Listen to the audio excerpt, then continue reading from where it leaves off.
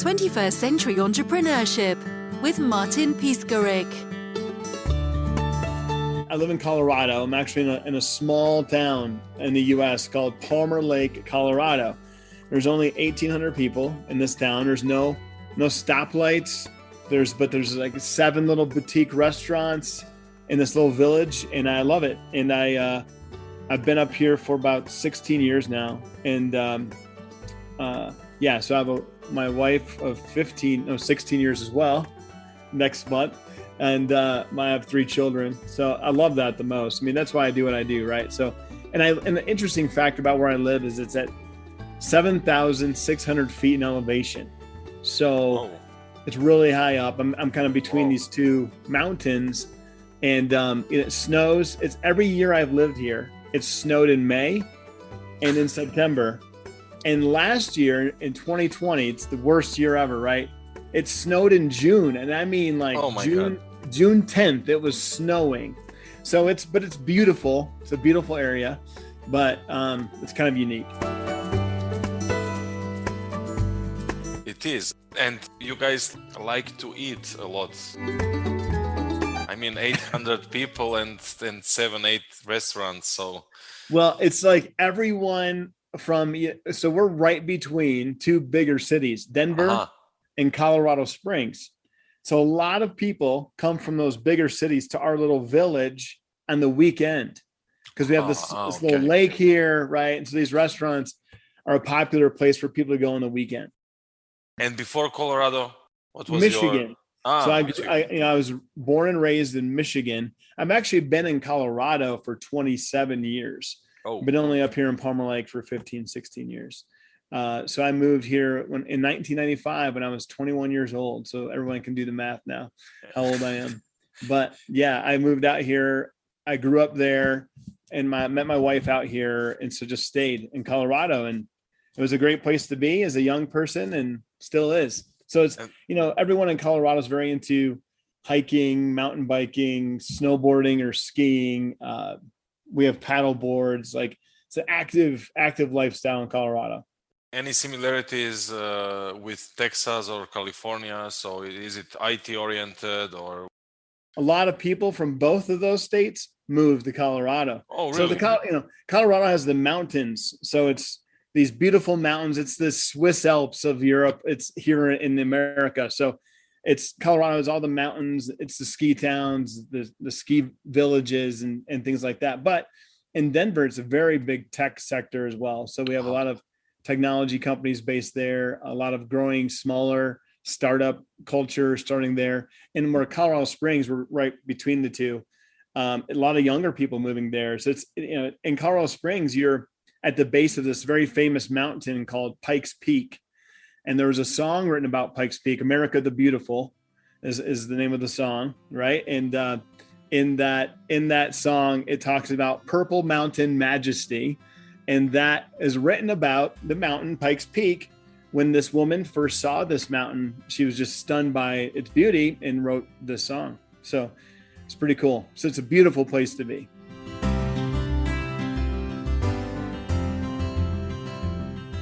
And what's the story regarding you being co-founder of company? Can you? Yeah. So the name of the company is BombBomb. BombBomb, yeah. BombBomb. That's BombBomb, BombBomb.com. It was back in the early 2000s. My business partner and we've been friends forever. We're both from Michigan, both from the same hometown. Met each other also in Colorado in our young 20s. Had several other businesses together before this one, and we were in marketing. We were in our early 20s. We ran a painting company, believe it or not, like a house painting company. And then we got into marketing and digital marketing, learned a lot about that. And that's kind of how BombBomb came about. I was working for a marketing firm and Connor, my co-founder, we had built this product at that marketing firm and it was email based. And Connor thought, well, wouldn't it be awesome if we could include video in emails? Now, listen, this was in 2004. Mm-hmm. So YouTube was privately owned. Facebook was not a thing. The iPhone did not have a camera in it. Wow. Okay. So to think about doing video in an email is just crazy talk, right? Just crazy. So I thought, well, that would be a pretty cool idea. And we started to work on that. And Connor, we had a server we put in his closet, and because that's the only way you could really host video, right? So no because, VPNs back then. No, well, yeah, there was, but that was what we wanted to be able to do, is to send a video, but we didn't want it to be on YouTube, because then in YouTube, it could go anywhere, right? We wanted the message to be somewhat private. So this idea of a private server, we'd host it there. So we put the server in his closet. We sent out one email with a video, like it was just a screenshot of the video with a link to watch the video, right? So a screenshot, JPEG, link to watch the video. That he sent to 150 of his customers at the time, and everybody went crazy for it, but they wanted to know the company he used to do it, because they wanted to do it. So we're always been entrepreneurial. And he comes rushing to my house that day. I'll never forget it. I was just married, and he's standing in the kitchen of my house, and he's saying, "Oh, this is it. This is the business," right? Like, so we'd always been trying to figure out a business that we could do that would be big enough that to pursue the things we wanted to pursue. We could talk about that later, but we always had an idea about what that was. We wanted to help. He had gone to Africa, or in a really short version of this, he had gone to Africa, and he had met a person there, and a family there, who were helping poor children who were orphaned, and they were taking care of them. And so he wanted to do that. He wanted to move to Africa. So what we were trying to do is develop a business plan that would enable him to work from Africa or be in Africa, but sustain him there, and then sustain this people, these orphans and widows in Africa. So that was the plan. And he was like, I think this is going to be big enough to do that. Right. And so, and then before that, we've been collecting URLs. You might remember this, Martin, like back then you try and buy every URL you thought would be something cool. And we had bought BombBomb.com, and we had this, and I'll never forget, he said, we can use the BombBomb one for this, it's catchy. Right. And he was so excited. It was awesome. I'm like, yeah. So we threw in our capital together, because we'd both been somewhat successful sales and marketers. And so we put our own money together and quickly realized we knew nothing about software development at all, like nothing. And then again, this is in 2006 now. And I think now it's just very common. People like, you got to get software development. Maybe you got to raise capital. These things were not so either common to us. They definitely were not as common as they are now. Right. Back then. So we did this. We put our own money together, blew all that money. And then we finally met our third co-founder, a guy named Kevin, who helped us. He had just sold a company, but he had ran 200 developers. So he had a software development background. So he helped us develop the first architecture for what is now BombBomb. And that's seen many evolutions since then. So yes, again, if you're doing the math, we started business in 2006. I didn't quit my job though until 2011, and we probably didn't sell any product until 2012. So that's how long it took just to get things kind of rolling there.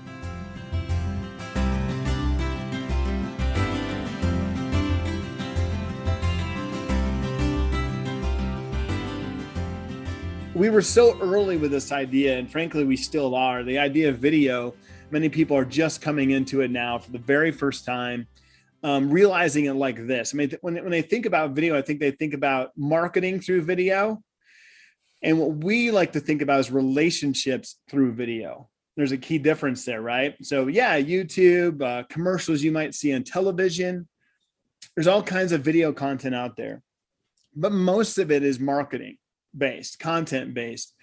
What we want to do is send personal messages to people that matter, either in our business or in our personal lives. That could be, really, and you think about it in a company context, it's about the experience you want to deliver to the folks that you work with, your customers, your potential clients, your future clients, your existing clients.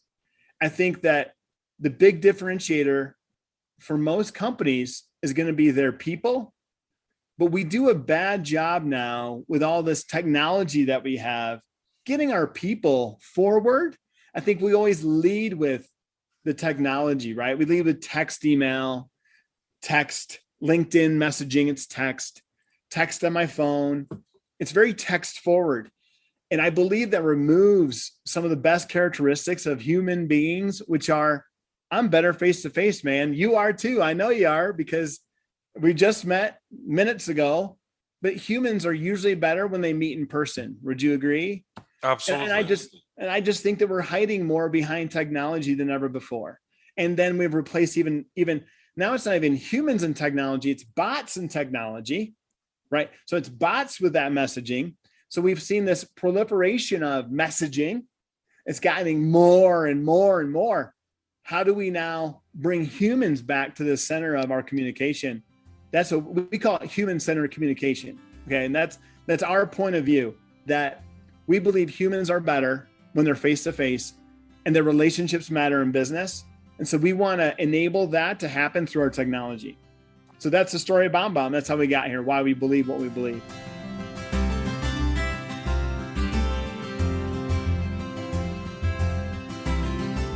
Can you go more into technology? Is it a robust one? What's the platform you're using? Yeah, so we're hosted in the cloud redundantly through different service providers, including Amazon, Google, and others. So, but it's a service that you can access. But what we do is enable video technology in all messaging platforms.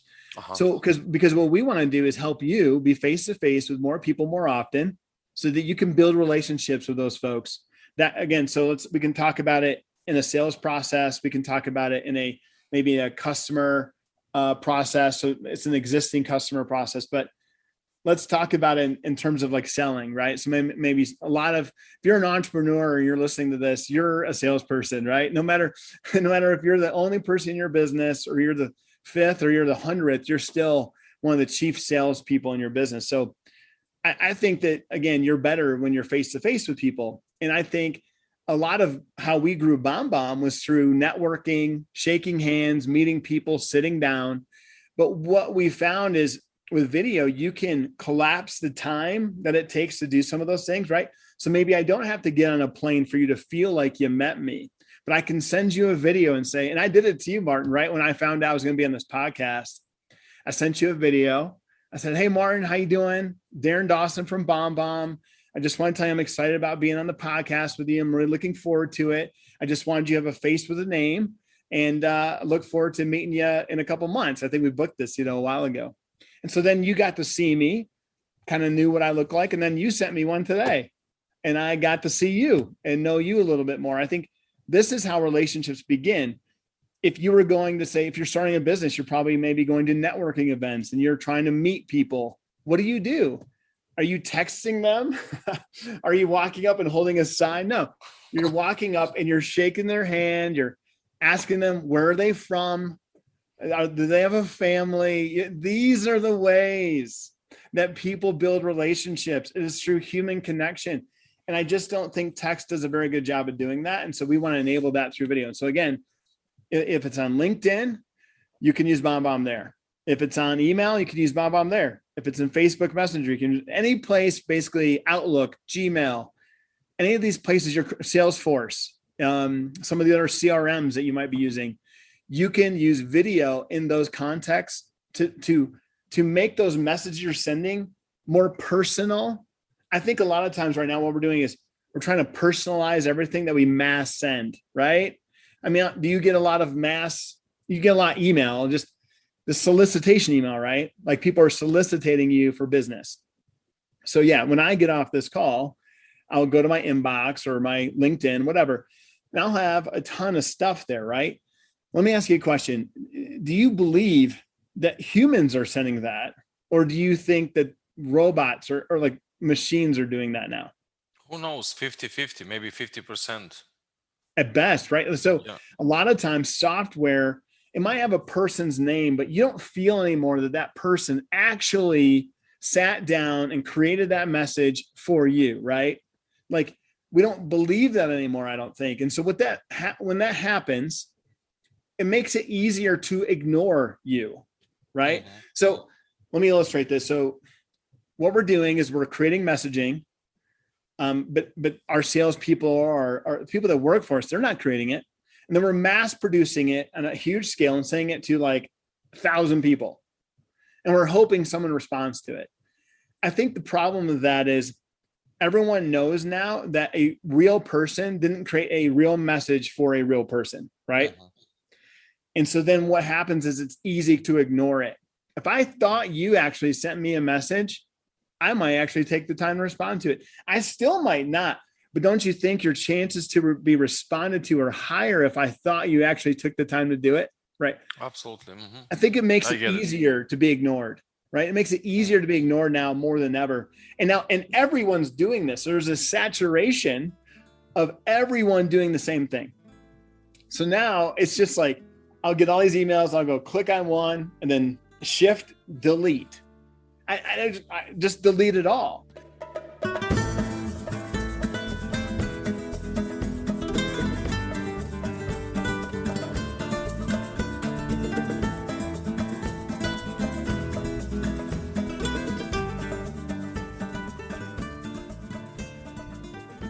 So it becomes like a numbers game to us that we say, well, it costs this much money, but if I got 3 or 4 deals on it, it'd be okay. I just think that we need to rethink that though, because, okay, so let's follow along. If I say I sent 100 emails and I got a 10% open rate, so I got 10 people to open it, and then 2 of them bought my product, I'm going to call that success. That's amazing success.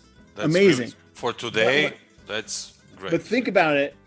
What about the other 90 people who didn't? What if, let's just say you did the research and these 100 people, man, they should buy my product.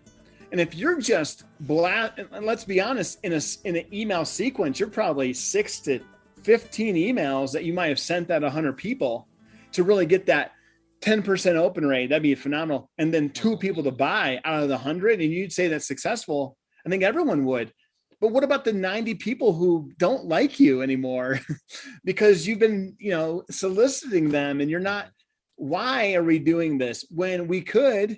It takes a little bit more time, but I would argue your success rate would be higher if you took the time to deliver more of a personal message to those people in a personal way. I mean, that doesn't have to be video, but at least make it for them. At least take the time to look at their business. I think sometimes our addressable markets are too big in our initial approach in marketing. So I wish it was 100 emails, but usually it's like 1,000 or 2,000 that we're sending out times maybe 10 business development reps. And so now the inverse, right? So I'm trying to point out is there's an inverse reaction to what we think is a positive thing. So the bad thing that's happening is you're turning off a lot of your addressable market as you're marketing to them constantly. So I'll probably get a lot of people right now either going, yes, I agree with that. You're right. Wow, I didn't think about it like that. Or this guy is totally crazy and off his rocker, because it's just the way people are doing things now. And all I'm offering is to think about it in a different way. Take 10 of those and send a personal message to them. Introduce yourself in a more of a personal way to them, and offer a solution to a problem that they have. And we don't do that enough either. We don't solve people's problems anymore. We just kind of like mass canvas. It's like fishing with a giant net instead of fishing with a pole for the exact fish that we want to catch. I think we just need to get more specific about these things. We found it to be very successful when we're targeted about the businesses we know we can help in this manner and say, it's so good to meet you. It especially works well if we've met at least once, and then you're reaffirming that relationship through the videos, right? But even in a cold outbound, explain to them what you do and the problem that you solve and the service you provide. I think being human, it goes a lot farther than being automatic and bot-like. There are places for that. I'm not against it. Just saying that initially, the first impression we make shouldn't feel like and look like everyone else.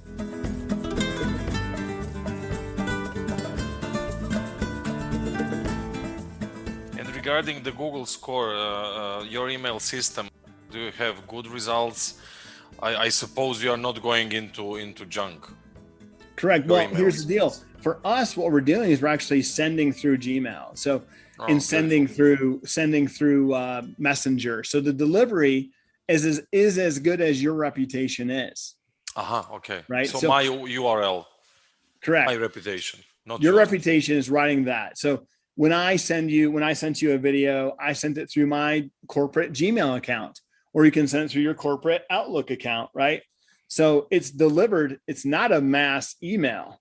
Mhm. That's the other thing. All these services we're using, Gmail and the others are getting smarter and smarter.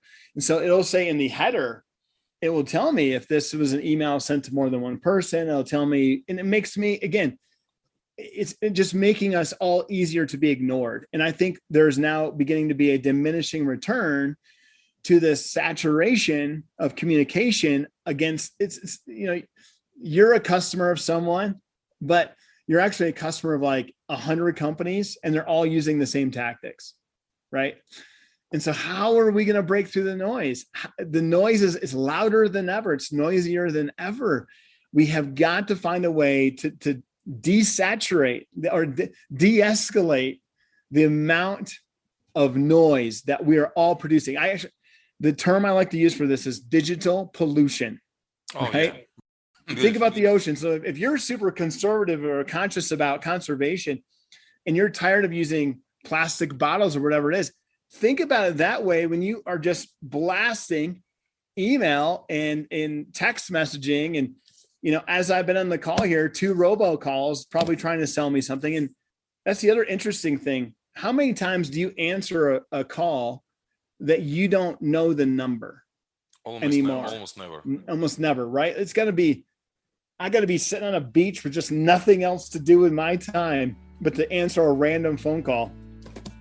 We're just ignoring everything. And that's my point, that we need to get more human and personal in how we approach these businesses as a business to the consumer. 21st Century Entrepreneurship with Martin Piskarik. What kind of organization structure do you have? Everybody's full-time and we have 168 folks, I think. And then 30 of them are remote and the rest of them are in Colorado. So we had an office right here in Colorado Springs, and everybody would go to work there. We're actually just now going to return to the office August 2nd. So we're excited about that. And I think that's been a big part of our culture, has always been being together and again, building these relationships, knowing who these people are and caring about them, right? So I'm excited to do that. But I'll give you a couple of ways that I've been able to kind of still do that during the pandemic, and your audience might find interesting. I've used video to connect with those people, because let's say that you just joined the company, you're new to BombBomb. I never met you before. Typically, I would come by and I'd shake your hand and I'd say hello and how are you and where are you from and how'd you hear about us? I like to do that. So what I've been doing now is just sending a video and introducing myself, telling them I'm glad they're here. If there's anything I can do for you, please reach out, like anytime. And so I've been doing that. And then I've also implemented a Friday update. I do it every Friday and just keep everybody up to speed about what's going on in the business. So it's just an update for everyone, because typically we'd have lunch together on Friday. And I would get up in front of everyone and say, this is what we're doing. This is success that we're having, the failures we've seen, whatever. And so now I'm doing that through video. It's not as good as shaking their hand and being in person, but it's the next best thing. And so I found it to be helpful for me. But yeah, typically everyone's in the office in Colorado. Now we're going back to what we call remote with a hub. So there will be about 40 people in the office and everyone else will work from home remotely with the option to come into the office as needed.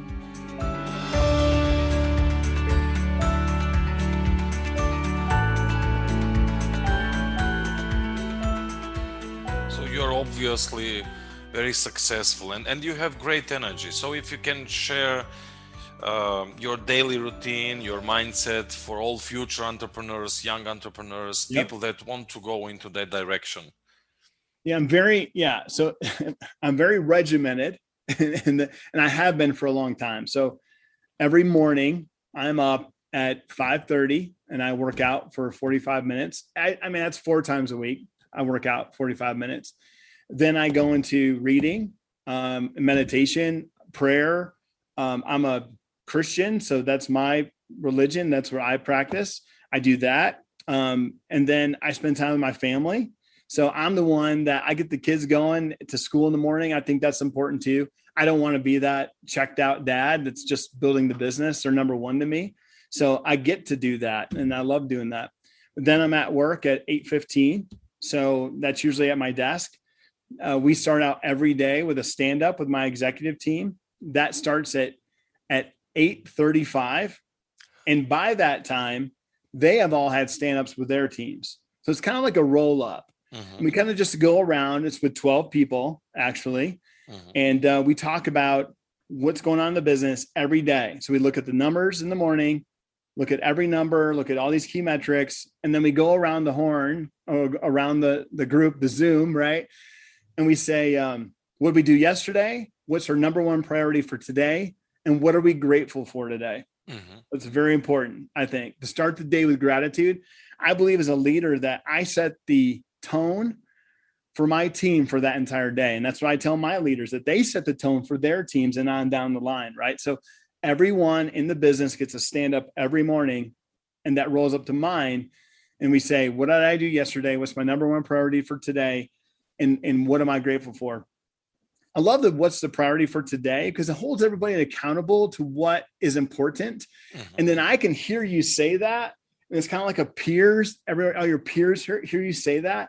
So you get that thing done, right? That thing happens when you say to everyone else, you're going to do it, right? And then the gratitude thing is a big deal. Now that can be personal gratitude, that can be professional gratitude, but I want to be in an environment that people know that I care about them and I care about what happens to them and what's going on in their lives, right? So that's a key part of and that's a daily routine for me. There you go. From 5:30 to about 9 a.m. my time, that's exactly what I'm doing every day.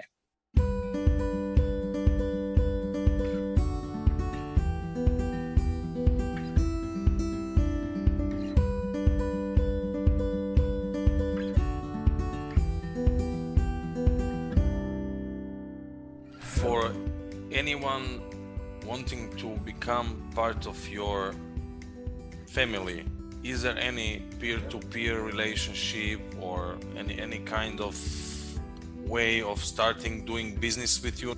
Yeah, I mean, we have a partnerships department. Actually, it's run by a woman named Rebecca Sfoma. She's great. But she handles our partnerships, our affiliate programs, all of those things, and her team do that. She's also the one that runs our speaking teams and things that they travel. She's a part of our marketing department. So that's an easy way. So yeah. And on our website, you can find those resources too. But I always like to build relationships with folks too, like keep a network of folks. And I love entrepreneurism. I like helping young entrepreneurs figure it out. And I think most of the time what I find is two things. They either quit too soon, and the reason they do that is they run out of money some way and somehow, right? And so I think the one thing I learned through this is to live below your means, or, if you make $100,000, you need to live on 70. Okay. If you want to start a business, you might need to live on 50. So that's the thing. I think people, when you start a business, you got to go lean.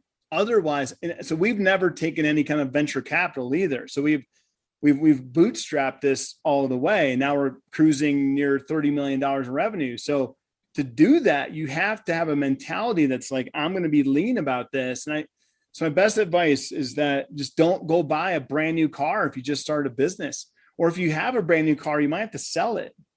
Like when we started this business, I had a brand new Toyota 4Runner. All right. I sold that car. I bought a 2000. Then, this was like in 2006. It was a brand new car. I bought a 5-year-old car, Toyota Camry, that I could pay for and own, that I didn't have to have a payment on. I think things like that it's a different mindset. But when you're building a business, you're building an asset that should take care of those things for a long time. So you got to think far into the future and believe that you're going to get there.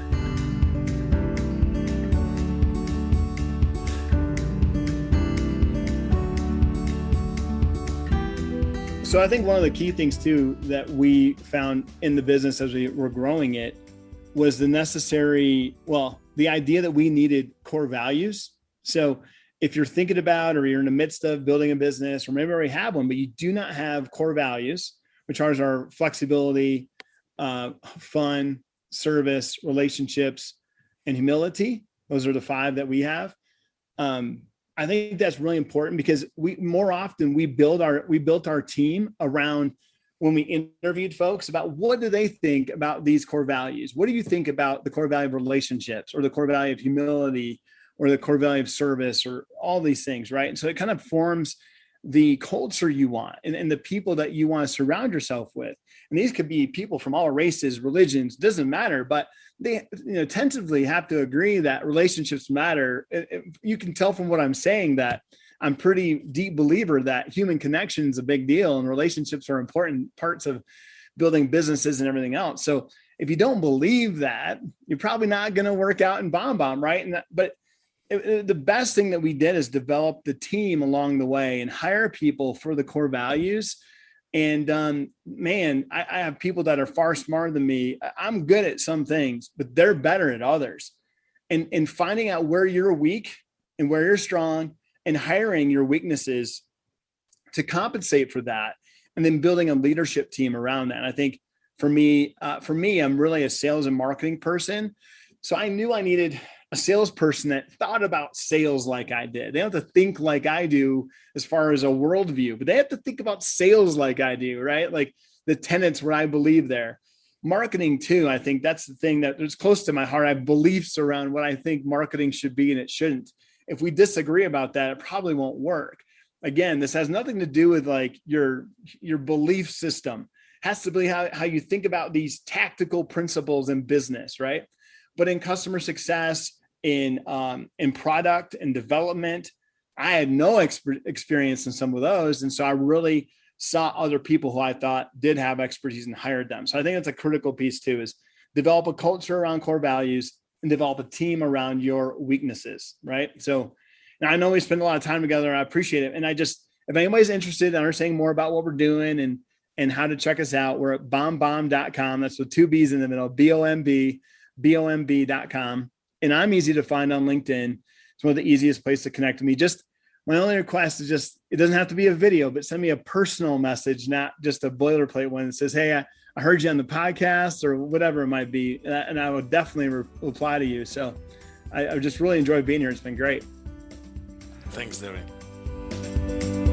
21st Century Entrepreneurship with Martin Piskarik.